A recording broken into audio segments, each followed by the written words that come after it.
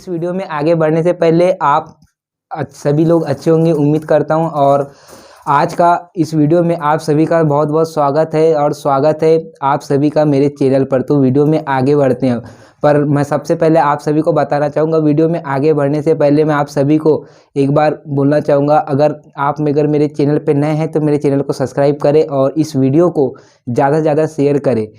इससे फ़ायदा ये होगा कि अगर इस वीडियो की ज़रूरत अगर सच में किसी स्टूडेंट को होगी तो वह वीडियो हो सकता है उसके तक पहुंच जाए, जिसके कारण उसको जीवन में बहुत बड़ी हेल्प हो जाए। तो वीडियो में आगे बढ़ते हैं। तो जैसे कि आपने देखा है ऐसे करें तैयारी स्कूली परीक्षा की। तो मैं आज का जो वीडियो है यह जितने भी चाहे क्लास 9 से लेके क्लास 12 तक के जितने भी विद्यार्थी हैं इन सभी के लिए बहुत महत्वपूर्ण है, क्योंकि ये जो वीडियो है यह एग्जामिनेशन को लेके बहुत महत्वपूर्ण है। तो वीडियो में आगे बढ़ते हैं। तो मैं आप सभी को सबसे पहले यह बताना चाहता हूँ कि आप जब भी कोई एग्ज़ाम देंगे या 10वीं वाले बोर्ड एग्ज़ाम देंगे, 12वीं वाले बोर्ड एग्ज़ाम देंगे और 9th वाले स्कूली विद्या जो अपनी वार्षिक परीक्षा को देंगे 9th और 11th वाले, तो आप सभी को मैं एक बात बताना चाहूँगा कि अगर आप बोलेंगे इस वीडियो से अगर मेरे को कुछ नया जानकारी मिल जाएगा तो यह सही है। आपको सिर्फ किसी से भी सिर्फ आप सीख सकते हैं कि उसका अनुभव क्या रहा है। अगर आप बोलेंगे कि ये कुछ ऐसा बता देगा कि जिससे मेरा बहुत बड़ा फ़ायदा हो जाएगा, मेरे को ऐसा कोई कुछ मिल जाएगा जिससे ऐसा हो सकता है जिसके मेरे ज़्यादा नंबर हो सकते हैं, तो यह वीडियो यह मेरा स्वयं का वीडियो है। आपको ऐसा कभी भी देखने को नहीं मिलेगा। अगर आप पढ़ाई करते हैं, अगर आप एग्जामिनेशन देते हैं तो आपको अपनी पढ़ाई का जो तरीका है वो आपको अपने आप ही बनाना होगा। सिर्फ आप दूसरे के वीडियो से उसका अनुभव सीख सकते हैं और थोड़ा सा जो गाइडलाइन है वो आपको किसी के भी वीडियो से आपको सीखने को मिलेगा। अगर आप बोलेंगे कि मेरा हर चीज़ किसी का वीडियो देखूं और ऐसा हो जाए तो यह पॉसिबल नहीं है या कभी भी होता ही नहीं। तो आप सभी लोग कोशिश करें, जब भी आप तैयारी करें तो आप जितनी कोशिश हो अपनी आप उतनी कोशिश से अपना नया तरीका बनाने की कोशिश करें। सिर्फ कोई भी आपको सिर्फ गाइडलाइन दे सकता है और अपना अनुभव आपके साथ शेयर कर सकता है, क्योंकि वो अनुभव इसलिए आपके साथ शेयर कर सकता है क्योंकि वो आपसे पहले एग्ज़ाम दे चुका होता है, उसने उस एग्जामिनेशन का प्रेशर झेला होता है और आप अभी एग्ज़ाम देने वाले हो। तो आपको सिर्फ अनुभव से सीखने को मिल सकता है। आपको वह कोई जादू वादू आपको कभी बता नहीं सकता। तो वीडियो में आगे बढ़ते हैं। तो सबसे पहले मैं आप सभी को बताना चाहूँगा, आपने जितना भी अभी तक एग्ज़ाम दिया है, चाहे आपने त्रैमासिक दिया है या अभी आपने अर्धवार्षिक दिया है या आप अभी प्री बोर्ड देंगे या जो भी है बोर्ड की एग्ज़ाम देंगे, तो आपके पास आपके अभी मान लो 2 एग्ज़ाम हुए, त्रैमासिक और अर्धवार्षिक। सबसे पहले आप अपने दिमाग से ये टेंशन हटा दो कि मैंने पिछले एग्ज़ाम में अच्छा नहीं किया तो मेरा अभी भी कुछ नहीं हो सकता। ये बात आपको अपने दिमाग से हटानी है। आप ये मान के चलो उसको कि वह जो भी हो गया, आगे आने वाला समय मैं ऐसा बनाऊंगा जो पिछले वाले समय से अच्छा होगा। यह आपको हमेशा ध्यान रखना है। आपको पिछले वाले समय को लेके दुखी नहीं होना है। तो आपने त्रैमासिक में मान लो अगर अच्छा स्कोर नहीं किया तो कोई बात नहीं, चाहे आपने अर्धवार्षिक दिया या अर्धवार्षिक अभी आप देने वाले होंगे, तो आपने अगर देने वाले होंगे तो आप कोशिश कीजिए कि आप त्रैमासिक परीक्षा से अच्छा करें। और आपने दे दिए हो, अगर आपका त्रैमासिक परीक्षा से भी अच्छा नहीं गया आपका अर्धवार्षिक परीक्षा, तो इसमें कोई भी बात नहीं, आप आने वाले समय के लिए प्रिपेयर रहे। तो आप जब बोर्ड एग्जाम की तैयारी करें तो सबसे पहले तो आपको अपना स्वयं का टाइम टेबल आपको बनाना होगा। टाइम टेबल आपको बनाने से ये फ़ायदा होगा कि आप अपने जो विषय को आप जो पढ़ने वाले होते हैं उसके लिए आपको पर्याप्त टाइम आराम से मिल जाएगा। आप अपने हिसाब से टाइम टेबल बनाइए। ये नहीं आप अगर गूगल और यूट्यूब में जाके सर्च करेंगे कि पढ़ाई का टाइम टेबल, तो आपको ढेरों सारे आपके सामने टाइम टेबल खुल के आ जाएगा। पर आपको अपना टाइम टेबल बनाना है, ना कि किसी दूसरे का। दूसरा मैंने आपको पहले ही बता दिया कि आप सिर्फ दूसरे के अनुभव से सीख सकते हैं। और वह आपको ऐसा कुछ आपको जादू बता ही नहीं सकता कि ऐसा ये आप ऐसा कर लो तो ऐसा हो जाएगा। आपको अपना तरीका खुद ही बनाना पड़ेगा और आपको खुद ही अपने से कोशिश करना पड़ेगा, तभी आपका कुछ अच्छे से होगा। आप दूसरे के अनुभव से सिर्फ सीख सकते हैं। तो मैं आपको बताना चाहता हूं कि आप अब सबसे पहले तो अपना टाइम टेबल बनाए पढ़ाई के लिए।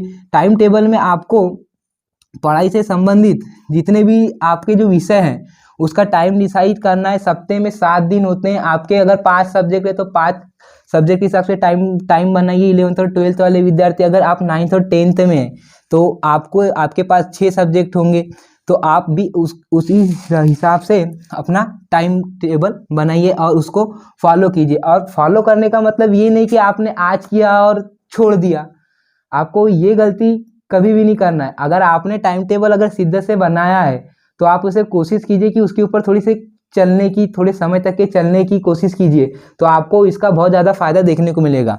अब आपने टाइम टेबल बनाया, अब उसको आप फॉलो कर रहे हैं, और आपको टाइम टेबल बना के आपको कम से कम 4 घंटे तो आपको पढ़ने की आदत होना।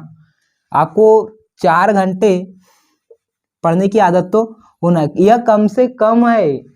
ये आपको 4 घंटे के ऊपर ही पढ़ना है, लेकिन आपका स्टेमिना नहीं है, आप अभी शुरुआती दौर से अभी तक पढ़े नहीं हो या 1-2 घंटे तक के टिक पाते हो, तो आपको ये जो टाइम है यह आपको बढ़ाना है। कम से कम आपको 4 से 5 घंटे तो पढ़ना ही है डेली का, तभी कुछ होगा। अगर आप बोलेंगे कि मैं 1-2 घंटे में अच्छे परसेंट बना लूँगा तो यह पॉसिबल नहीं है। आप पास तो हो जाएंगे 1-2 घंटे में पढ़ के या कुछ भी परीक्षा अध्ययन के ऑब्जेक्टिव याद करके, पर जो आपने जो सोचा है परसेंटेज के हिसाब से, चाहे आपने सोचा है कि मैं अच्छा विषय को कैसे लूँ, 11वीं में अगर मैं हूँ तो मेरे को परसेंटेज बनाना पड़ेगा। अगर आपको परसेंटेज बनाना है तो आपको पढ़ना तो पड़ेगा, यह एकदम सच है कि आपको पढ़ना पड़ेगा। अगर आपको परसेंटेज बनाना है तो आपको 4 घंटे की आपको ऊपर ही पढ़ना होगा।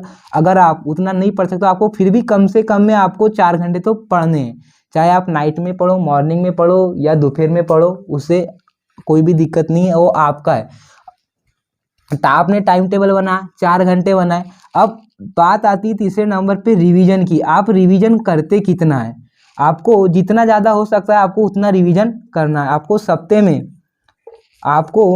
जो सप्ते में आप जब रिवीजन करेंगे, आपने मान लो एक विषय को 2 दिन पढ़ा, एक सब्जेक्ट को आपने 2 दिन पढ़ा, आपके 5 सब्जेक्ट है, तो आपने टाइम टेबल बनाया, ठीक है, और आपने स्टडी चालू किया, वो भी ठीक है, पर आप सबसे मेन बात आती है आप रिवीजन करते कितना है। आपको सप्ते में कम से कम 2 बार रिवीजन तो करना है। अगर आपका जो पढ़ा हुआ है आपको सप्ते में 1 दिन ऐसा बनाना है कि आपको रिवीजन तो उसमें पूरा रिवाइज हो सके।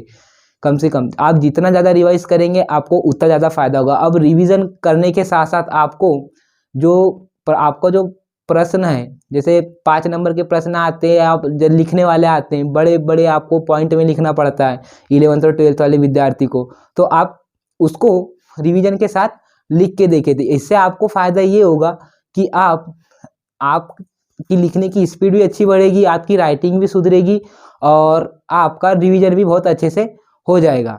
आप रिवीजन के साथ साथ पहला आपने टाइम टेबल बनाया, दूसरा आपने पढ़ने की अपने टाइमिंग को बनाया, फिर उसके बाद आप रिवीजन बनाए, उसके बाद आप देखें कि डाउट्स क्या है। आप उसमें जितना ज़्यादा नया हो सकता है उतना ज़्यादा नया करने की कोशिश करें। जो पॉइंट आपको समझ में नहीं आ रहा है आपने स्कूल में टीचर से पूछ ही लिया, सही है। अगर आपको टीचर नहीं बता पा रहे तो आपके पास मोबाइल अवेलेबल है, आप मोबाइल में देखिए। आप उसको जितना फोटो फॉर्म में देखेंगे आपको उतना जल्दी से याद होगा।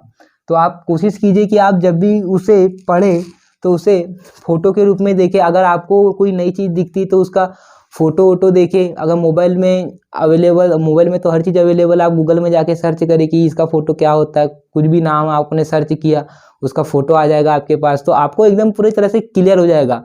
आप जब पुस्तक आप जब पढ़ते हैं तो उसमें से कुछ शब्दावली ऐसी होती है जो आपको स्कूली तौर पे समझ में नहीं आती, तो आप उस शब्दावली को लिखें और उसे गूगल में जाके सर्च करें और उसका हिंदी का अर्थ देखें, तो आपको बहुत ज़्यादा फायदा होगा। क्योंकि ये जो शब्दावली जो है वो पेपर में बहुत ज़बरदस्त तरीके से घुमाती है, आदमी कंफ्यूज हो जाता है। ज़्यादातर के 11th और 12th वाले जो विद्यार्थी है उनको मैं बताना चाहूँगा, जब भी आप 5 नंबर 4 नंबर के जब भी आप प्रश्न लिखेंगे तो आपको आपके सामने जैसे किसी ने प्रश्न में आ गया कि मुद्रा की विशेषता बताओ। अब मुद्रा आपने पुस्तक में तो पढ़ा है मुद्रा की विशेषता, पुस्तक में आपको विशेषता बताया गया है, लेकिन अब पेपर में आ गया मुद्रा के लक्षण बताओ, तो आप वहाँ पे कंफ्यूज हो जाओगे। तो आप जितना ज़्यादा हो सकता है उससे संबंधित शब्द ढूंढे, क्योंकि विशेषता और लक्षण एक ही होते हैं, उसमें आपको कंफ्यूज होने की आवश्यकता नहीं है। जो आपने विशेषता पढ़े हैं आपको वही लिखना है, बस आपको शब्दावली और शब्दावली पे ध्यान रखना। आप उसके जो पुराने क्वेश्चन पेपर है आप उसमें देखें, आपके परीक्षा दिन में पीछे क्वेश्चन आंसर के सेट दिए होते हैं आप उसमें देखें, शब्दावली पे कमांड रखें तो आपको बहुत ज़्यादा फायदा होगा। आपसे जो प्रश्न है वो आपसे छूटेंगे नहीं, और उम्मीद है कि आप सभी लोग फिर उस प्रश्न में अच्छे ही करोगे। तो यह 11th और 12th वालों की बात होगी, 10th वाले को भी ठीक इसी प्रकार से ये करना है। और ये जो अभी जो आप जो तैयारी कर रहे हैं, मैंने पहले ही बताया कि आपने अगर त्रैमासिक में अच्छा नहीं किया तो उससे कोई भी दिक्कत की बात नहीं है। अगर आपने अर्धवार्षिक दे दिया, आपने अर्धवार्षिक में भी अच्छा नहीं किया तो इसमें भी कोई बात नहीं है, लेकिन आप अपने आप से झूठ मत बोले कि मैं अब कुछ कर नहीं सकता। आपको प्री बोर्ड और बोर्ड में तो ज़बरदस्त तरीके से कुछ करके आना है। अगर आप पढ़ाई करते हैं, अपने आप से क्वेश्चन करते हैं कि मैं कर सकता हूँ कि नहीं, आप थोड़ी सी मेहनत करने पे विश्वास करते हैं, तो जितनी हो सकता है उतनी मेहनत अभी से चालू कर दीजिए। आपको बहुत ज़्यादा फायदा देखने को मिलेगा आने वाले समय में, क्योंकि आगे आने वाले समय में आपको जो परेशानी है वो बहुत मिलेगी। हो सकता है आपके मोहल्ले में शादी हो जाएगी, अगर आपका पेपर ही मार्च में है, फरवरी में है और आपके मोहल्ले में शादी है तो आप पढ़ ही नहीं पाओगे। तो इसीलिए मैं पहले से ही बोलता आ रहा हूँ कि आप समय से पहले ही तैयारी करके रखो तो आपको बहुत ज़्यादा फायदा देखने को मिलेगा। तो आपको उम्मीद है आपको मेरा वीडियो बहुत अच्छा लगा होगा। अगर थोड़ा सा भी हेल्पफुल हुआ होगा तो इस वीडियो को ज़्यादा से ज़्यादा अपने फ्रेंड सर्कल के साथ शेयर करें और इस चैनल को सब्सक्राइब करें। आपका समय देने के लिए बहुत बहुत धन्यवाद।